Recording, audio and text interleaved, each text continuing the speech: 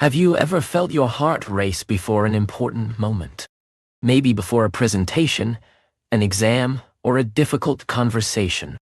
That feeling of pressure is normal, but what if you could learn to stay calm in those moments? Welcome to BetterSelf. Here we learn practical ways to grow, and we practice English as we go.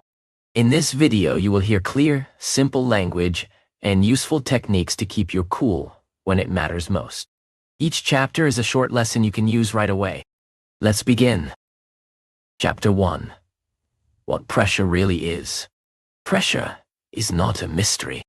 It is your body and brain reacting to a demand. When something important is at stake, your mind says, pay attention. Your body replies by raising your heart rate, sharpening your senses, and sending energy to your muscles. This is useful. It can help you run faster or think more quickly for a short time.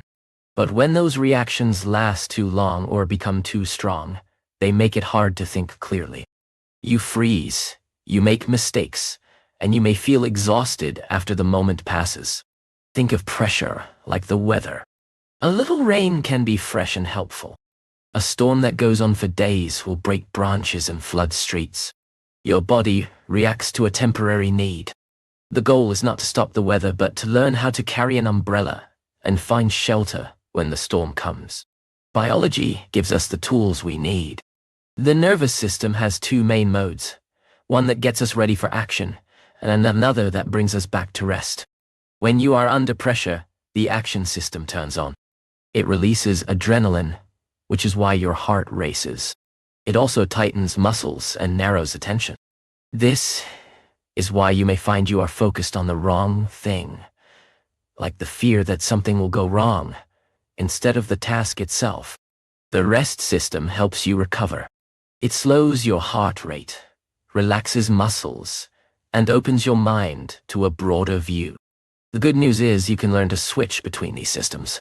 You can train your body to settle more quickly and your mind to think more clearly in heated moments. A practical first step is to practice noticing. The next time you feel pressure, describe it to yourself in simple words. Say, my heart is quick. My hands are tight. I am worried about failing. Naming the feeling is like pointing to the storm and saying, there it is. This small act removes a little of its power. A study of people who labeled their emotions before stressful tasks found they performed better and felt less upset.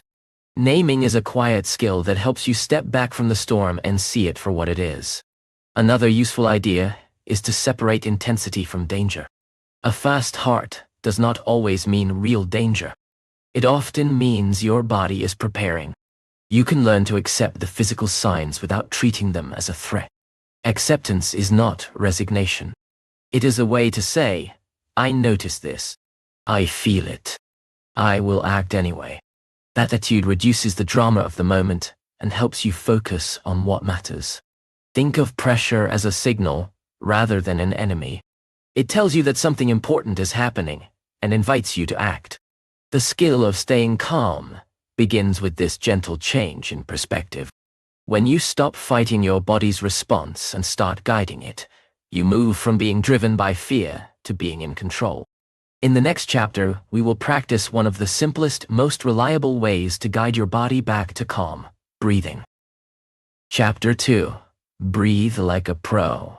Simple breathing for instant calm. Breathing is the easiest tool you already carry with you. You do it without thinking, but when you bring attention to it, breathing becomes a powerful way to change how you feel. In high-pressure moments, breathing often becomes fast and shallow. That pattern keeps your body in action mode. If you slow and deepen your breath, you signal safety to your nervous system, and calm follows. A technique many performers use is diaphragmatic breathing. Sit or stand with your spine straight. Put one hand on your chest and the other on your belly. As you inhale slowly through your nose, let the hand on your belly rise, while the hand on your chest stays still. Breathe out slowly through your mouth or nose, letting the belly fall. Try counting. Inhale for 4 seconds, hold for 1, exhale for 6.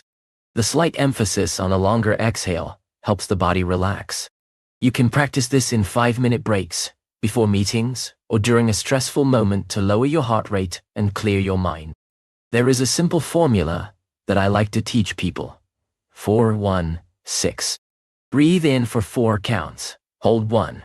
Breathe out for 6. The longer exhale signals your nervous system that the moment of action is passing. The hold between inhalation and exhalation gives you a small pause to gather your attention. You do not need to be perfect. Even doing this once, quietly before you speak or act, can create a surprising shift. Athletes use breathing in different ways. A sprinter might take a quick, sharp breath before the starting gun to prime the body. A long-distance runner uses steady breathing to conserve energy. Musicians and actors use breath control to steady their voice and focus attention. You can borrow these habits. Before a tough conversation, take 3 slow diaphragmatic breaths. Before a test, breathe for 2 minutes while reviewing your key points. Before stepping on stage, practice a deep inhale and a long, slow exhale. Each of these small moments of breathing helps your body and mind to align. There is also an easy trick to carry with you, the 5-5 box breath. Imagine drawing a square with your breath. Inhale for 5 counts, hold for 5, exhale for 5, hold for 5. Repeat 3 times. This rhythm is steady and simple, and it is easy to remember. Younger learners and busy professionals can use shorter counts if 5 feels too long, and that is fine. The goal is consistency and returning to a slower, deeper pattern. When you breathe this way, you may notice thoughts still arrive. That is normal. Do not judge your mind.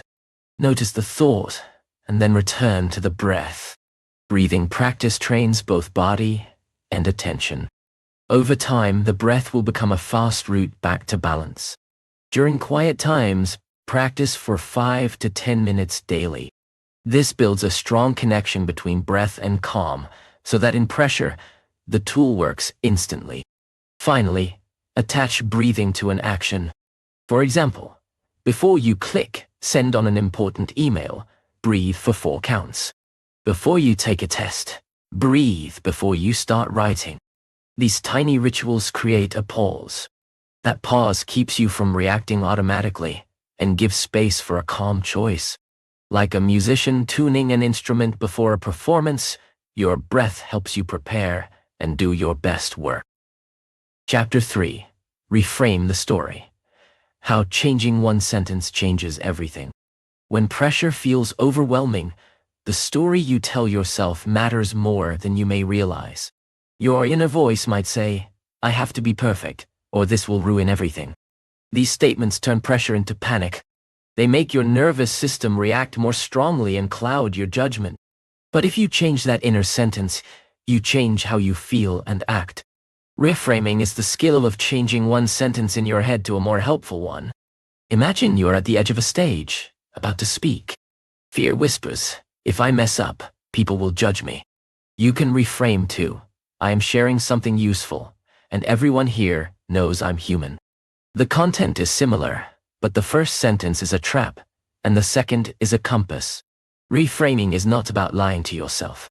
It is about finding a perspective that reduces fear and supports action. A practical way to start is to use simple, neutral statements. When you notice a negative thought, label it. "That's a worry." Then add a balanced alternative. "I can prepare, and I can handle mistakes." This 2-step shift, notice and replace, helps the brain trade intensity for information. It turns emotion into data. This is fear. What can I do now? Stories in business and sports show how reframing works. A manager once told a team, "We must hit this deadline, or we'll lose the client." The team froze and made small errors. A better frame would have been, "This deadline is important. Let's define the most valuable parts and deliver those well." The second frame invites planning and focus. The first triggers panic. In sports, a golfer who frames a poor shot as a single event rather than a sign of failure performs better on the next tee. The mind responds to the narrative you give it. You can practice reframing with a small journal. Write down the worry, and then write 3 different reframes. First, a neutral statement of fact. I am nervous. Second, a practical plan. I will prepare the key points and breathe before speaking. Third, a compassionate statement. It's okay to be imperfect. Each sentence calms a different part of your system, the mind, the behavior, and the heart. Another tool is to adopt the what, if positive frame.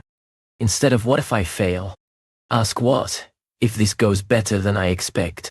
This shifts attention from potential disaster to opportunity. It does not erase risk, but it opens space for action and creativity. The mind is less likely to lock up when it imagines positive outcomes. Reframing works best when combined with action. A sentence alone might feel good, but will not change your skills. After you adjust the narrative, take a small step. Review a bullet point, practice for 5 minutes, or breathe. The sentence prepares you, and the action reinforces it. Over time, these small cycles build a new habit. Your mind automatically looks for helpful frames in pressure. Finally, use other voices to help. Ask a friend to give you a neutral perspective, or imagine what a trusted mentor would say. Often, the external voice is calmer than your internal critic. Let that voice help rewrite the story in a way that moves you forward. Reframing is a gentle, powerful way to turn pressure into focus and to replace panic with purpose. Chapter 4. Prepare and practice. How rehearsal reduces pressure. One of the simplest ways to be calm under pressure is to practice beforehand. Preparation is not about eliminating surprises. It is about building muscle memory and confidence so you can respond when stress arrives. Think of a firefighter. They train in controlled drills so that at a real fire, actions come automatically. The same idea applies to public speaking, exams, interviews, and tight deadlines. Practice changes how your brain uses energy. When you rehearse a skill, the brain shifts control from conscious thought to automatic routines. This frees up mental space for creativity and adaptation. For example, a musician does not think about each finger. The fingers know the notes. That automatic control reduces the cognitive load under pressure. A practical strategy is to break your task into small parts and rehearse each part. If you have a presentation, rehearse the opening lines until they feel natural.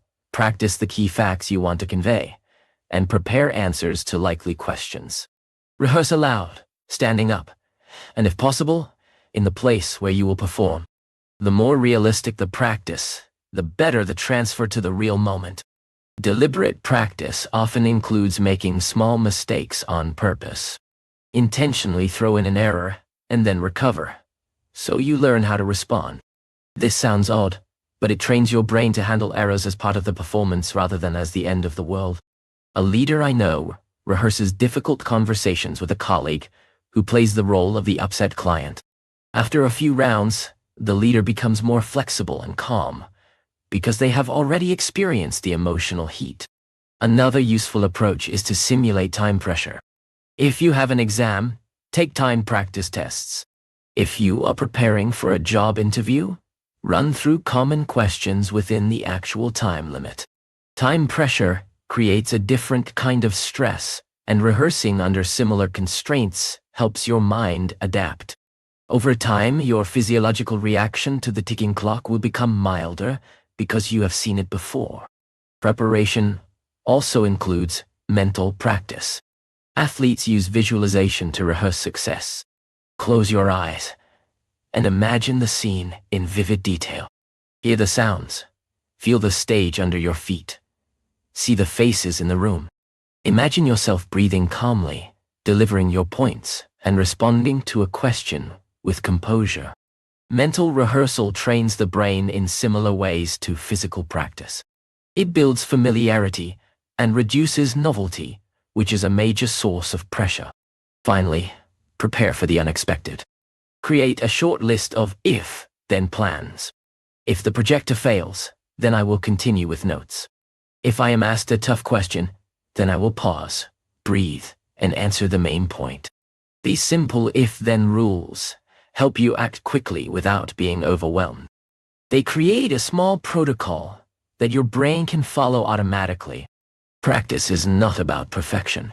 It is about building trust in yourself. When you rehearse, you show your brain that you know what to do. That knowledge becomes a calm center during the storm of pressure. Keep practicing in realistic ways, and the next chapter will help you focus on the process rather than the prize. Chapter 5. Focus on process, not outcome. The power of small next steps. One major reason pressure becomes overwhelming is that we fixate on the outcome. We imagine the result as if it is already happening, and this makes the stakes feel enormous. That focus on the prize or the risk creates an inner tension that gets in the way of skillful action.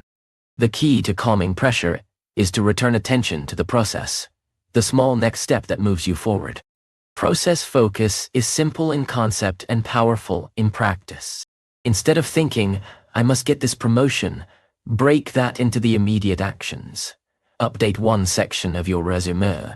Write a short email to a mentor. Prepare 3 talking points for your review. Each small task becomes manageable. The pressure shrinks because you no longer carry the entire future on your shoulders. Professional athletes use this all the time. A basketball player does not stand on the court imagining a career milestone. They focus on the next play. Dribble, pass, screen, shoot. The player's mind is on the present action. This focus results in better performance because the brain is doing the task it can control, not worrying about an outcome it cannot. A practical exercise that helps shift to process is to ask a simple question when pressure rises.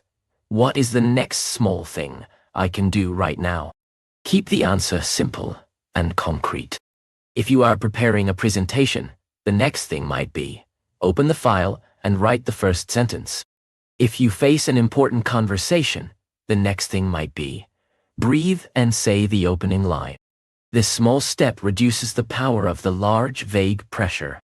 Another method is to use micro-goals. Set 20-minute work blocks focused on a single clear objective.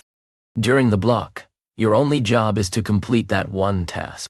This creates a short horizon and a clear measure of progress. At the end of the block, you can review, adjust, and choose the next micro-goal. Over time, these small wins add up and build confidence that outlasts the immediate pressure. When pressure centers on outcomes, the mind favors broad, unrealistic scenarios. Process focus offers a map with steps. It replaces anxiety with action. The more you practice acting on the next step, the less the final result dominates your emotional state. This is not about underestimating goals. It is about making the path to them clear and manageable. A helpful practice is to create a short ritual for starting a task. Before you begin, spend 1 minute writing the single first step you will take. Speak it aloud and commit. This ritual moves your attention from the unknown to the known. It also creates a moment to breathe, collect yourself, and enter the task with calm. Working with others, you can align on process rather than outcome. In teams facing pressure, ask, what is the next thing we can complete in the next hour? This creates a shared focus and reduces panic. When everyone is looking at the same small goal, confusion fades and action increases. Process focus also helps when things go wrong. Instead of spiraling into what if this ruins everything, you ask, what is the next repair step? This practical orientation makes solutions visible. Pressure loses its power when you move from imagined catastrophe to concrete action. In short, choose the next step. Build a small habit of asking the question, what can I do now? Act on that step. Repeat. Over time, your nervous system learns that pressure brings clear actions, not chaos. That learning creates a steady calm that supports both performance and well-being. Chapter 6. Micro-habits that anchor calm, tiny routines, big results. When pressure rises, we often look for grand changes. A long vacation, a big new habit, or a dramatic shift. Those things can help, but they are slow to arrive. A faster, more reliable strategy is to use micro-habits, tiny routines that anchor your day and give you a steady base of calm. Micro habits are small, easy to repeat, and they stack up into meaningful change. A micro habit works because it is simple and immediate. For example, the rule always breathe for 30 seconds before answering a call is small enough to do every time. After a week, it becomes automatic. Another micro habit could be write 3 things I did well today each night. This short practice shifts focus away from perfection and toward progress. Stories from successful people often include micro habits. A CEO I know keeps a 1-minute ritual before important meetings. She sits quietly, breathes, and mentally names the 3 outcomes she wants. This ritual is not long, but it centers her and aligns intention with action. A musician warms up with 1 scale before every practice. A writer reads a single page from a favorite book before writing. These small anchors create a mental cue that prepares their mind for performance. Design your micro habits to be context-linked. That means attach them to an existing routine so they are easy to remember. For example, after you sit down at your desk, take 1 deep breath. When you open an email, scan only the subject lines for 2 minutes before reading deeply. These tiny habits require almost no willpower, and yet change your default response to pressure over time. Micro habits are also helpful for recovery during a long, stressful day. When energy dips, take a 90-second walk, stretch your shoulders, and look out a window. That small break reduces physical tension and refreshes attention. You do not need a long break to reset your system. Micro recovers are often enough to carry you through. Create a short list of 3-5 micro habits to use when pressure appears. Keep them simple and practice them until they feel natural. For quick calm, choose a breathing cue, a posture cue, sit tall, release shoulders, and a quick cognitive cue. Say 1 quick phrase like I can handle this. The phrase is a tiny reframe that anchors your mindset, while the posture and breath help the body follow. Micro habits are also useful for long-term resilience.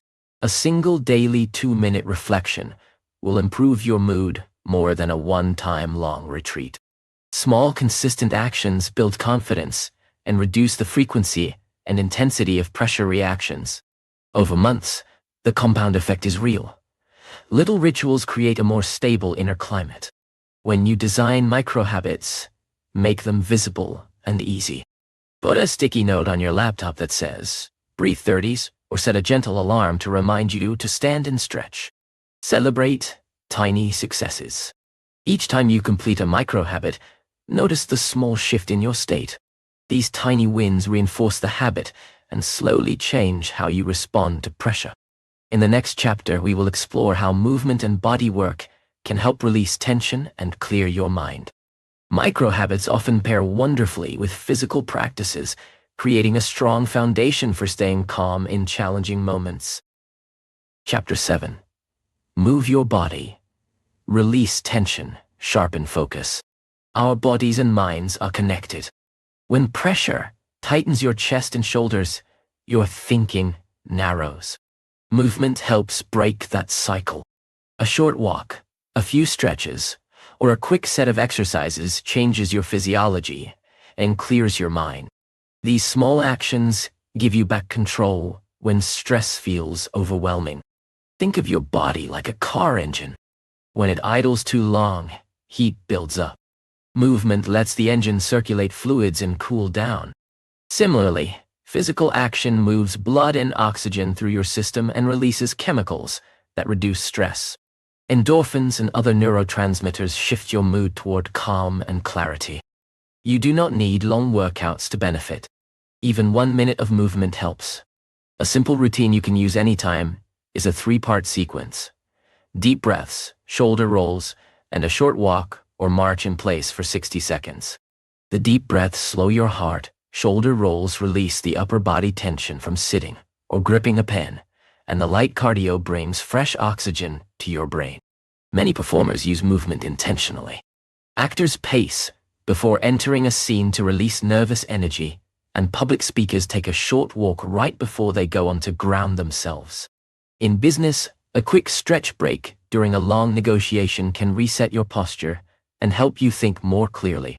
You will notice that, after a short burst of activity, your mind is less stuck on fear and more open to problem solving.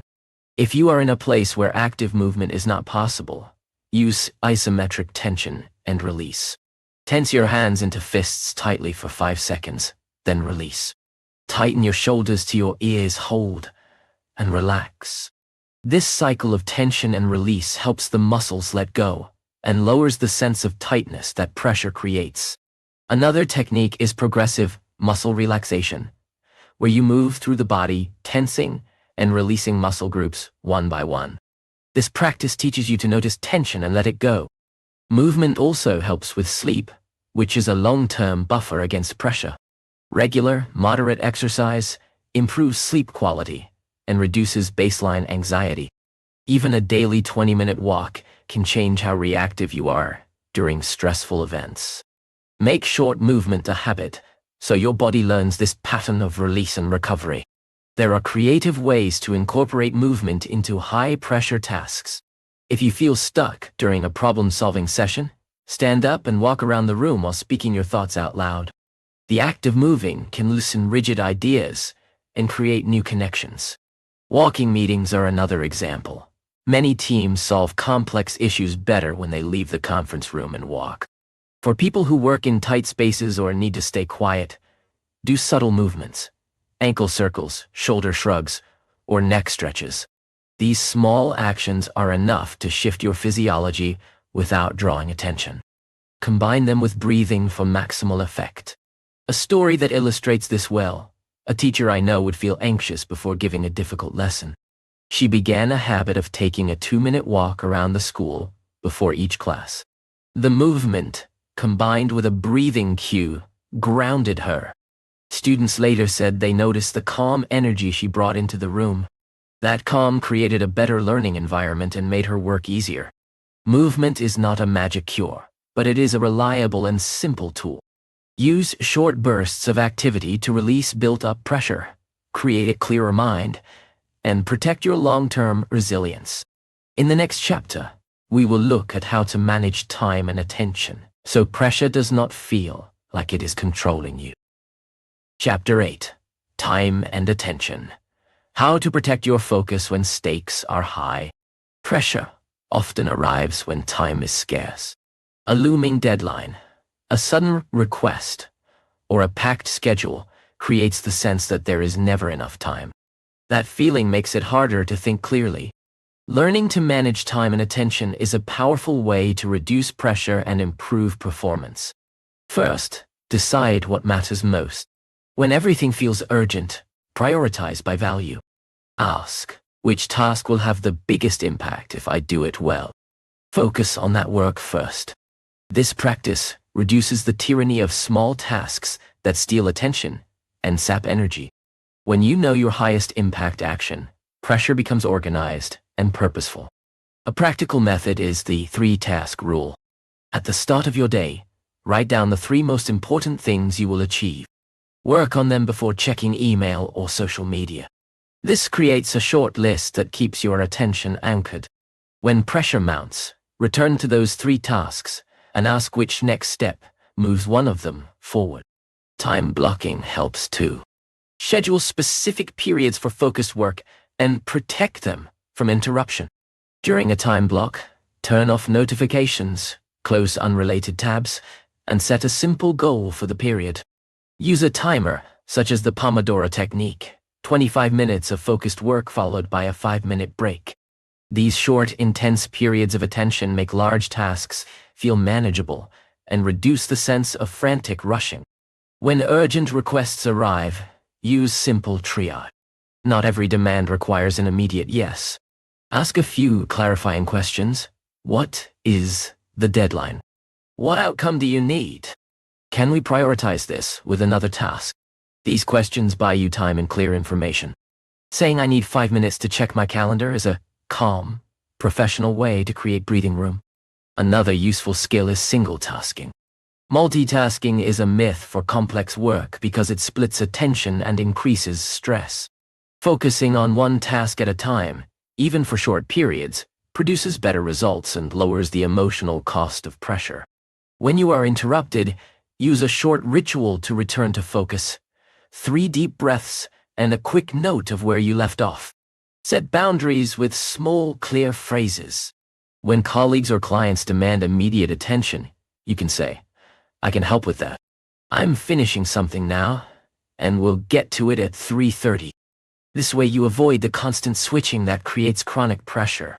Boundaries are not about being inflexible. They are about protecting your capacity to do quality work. Another tip is to pre-plan for peak pressure times. If you know that a certain week will be intense, prepare by simplifying decisions ahead of time.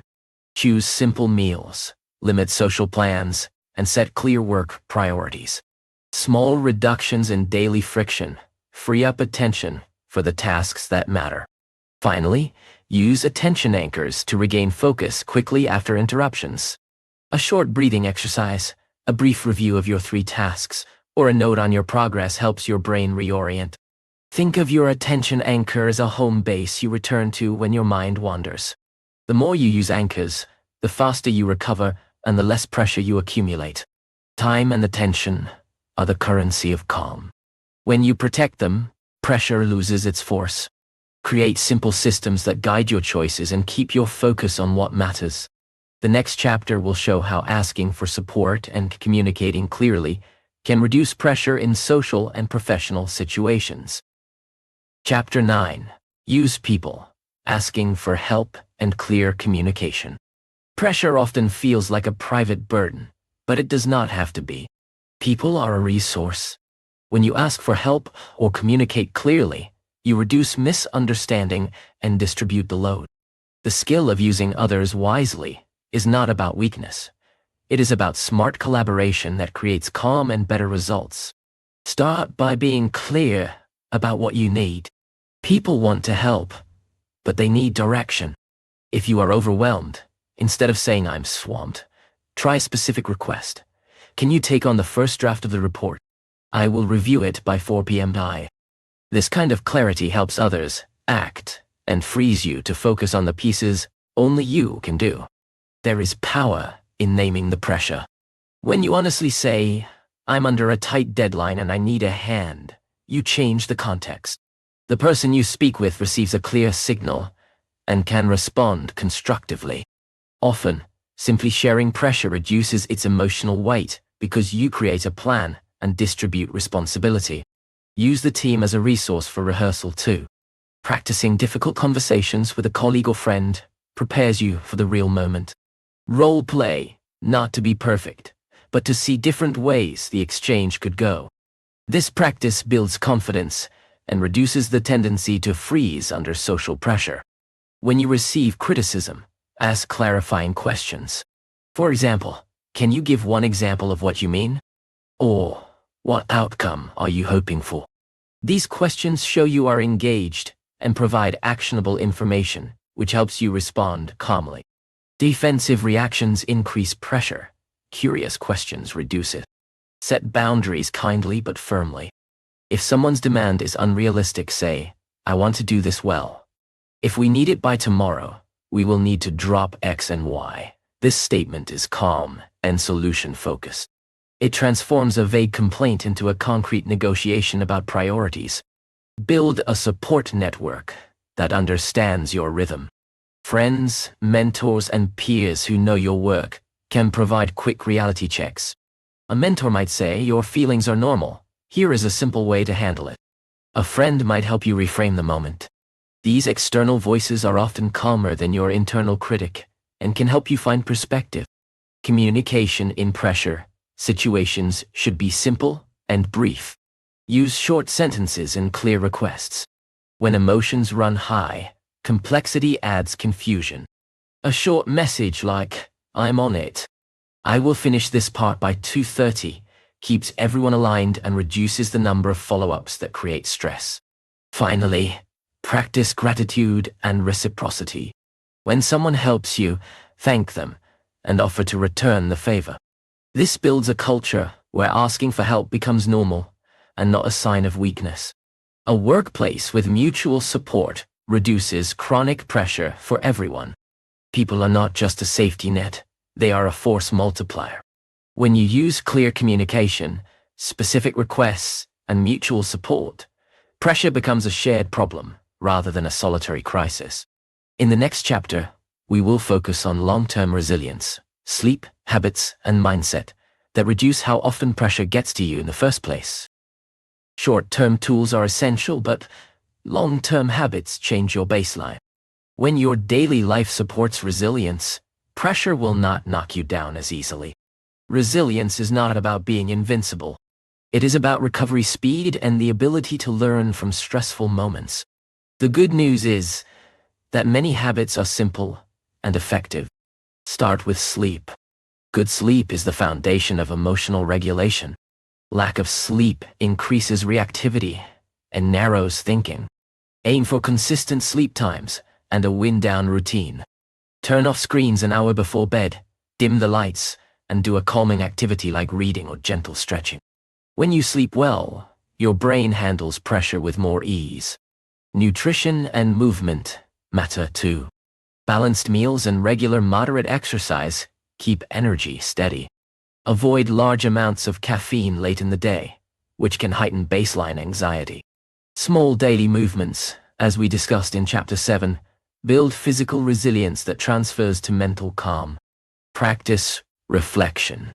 After a high-pressure event, spend 5 minutes asking 3 questions. What went well? What could I improve? What will I do differently next time? This simple post-event review helps you learn and reduces the fear of repetition. When you know that pressure is a teacher rather than a judge, you grow stronger from each experience. Cultivate curiosity and a growth mindset. See pressure as a sign of learning rather than a verdict on your worth. This shift changes your relationship with difficult moments. Instead of panicking, you ask, what does this moment invite me to learn? Many successful people frame their setbacks as feedback. This curiosity lowers the shame and increases motivation to improve. Create a small daily routine that supports mental health. 2 minutes of gratitude each morning, a 5-minute breath practice, or a nightly note of one win are small habits that compound. These practices reduce the frequency and intensity of pressure reactions and create a sense of steady forward motion. Build social rhythms. Spend time with people who recharge you. Social support is a proven buffer against stress. Regular connection with friends or community gives you emotional resources when pressure arrives. It's not about quantity but quality. A few steady relationships matter more than many acquaintances. Practice emotional regulation skills consistently. Use labeling, breathing, micro-habits, and reframing, not just in crisis but in everyday life. The brain learns through repetition. The more you use these tools in small moments, the faster and more automatic they become in big moments. Finally, be kind to yourself. Resilience includes compassion. When you do not perform perfectly under pressure, treat yourself as you would a friend. Harsh self-criticism increases stress and reduces learning. Gentle self-talk fosters recovery and prepares you for the next challenge. Pressure will come. It always has, and it likely always will. But when your daily life supports strength and your habits train your body and mind to recover, pressure becomes manageable and even useful. You will still feel the heat, but you will know the steps to cool down and move forward. We have covered a lot: understanding pressure, breathing, reframing thoughts, practicing, focusing on process, micro-habits, movement, time and attention, asking for help, and building long-term resilience. Each chapter offered tools you can use today and habits you can practice over time. Start small. Choose one technique from this video and do it the next time you feel pressure. Over days and weeks, add more. Remember, calm is a skill you can train. Pressure does not have to control you. With practice, you can greet stressful moments with steady breath, clear thinking, and kind self-reassurance. If you found this helpful, subscribe to BetterSelf for more lessons that improve your life and your English. Keep practicing, keep growing, and keep showing up for yourself. You can do this.